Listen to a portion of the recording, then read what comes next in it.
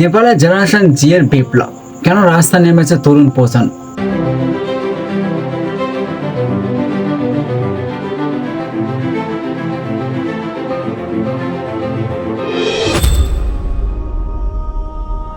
নেপালে ছড়িয়ে পড়েছে এক অভূতপূর্ব ছাত্র আন্দোলন, যাকে এখন অনেকেই বলছেন জেন জি বিপ্লব।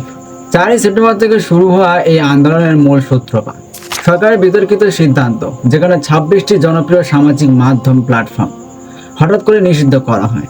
ফেসবুক, টুইটার বা এক্স, ইউটিউব, হোয়াটসঅ্যাপের মতো প্ল্যাটফর্মও ছিল এই তালিকায়।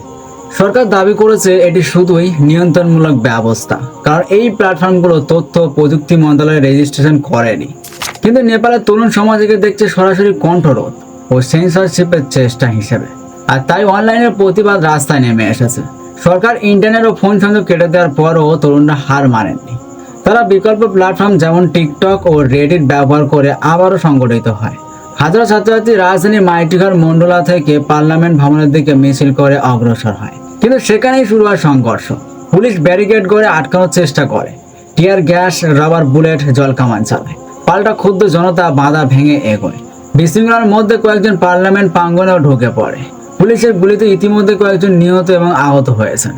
বিশ্লেষকদের মতে এটি শুধু সোশ্যাল মিডিয়া নিষেধাজ্ঞার বিরুদ্ধে ক্ষোভ নয়, বরং দীর্ঘদিন ধরে জমে থাকা দুর্নীতি, বেকারত্ব, অর্থনৈতিক বৈষম্য ও সরকারের স্বৈরতান্ত্রিক মনোভাবই আসল আগুনে ঘি ঢেলেছে।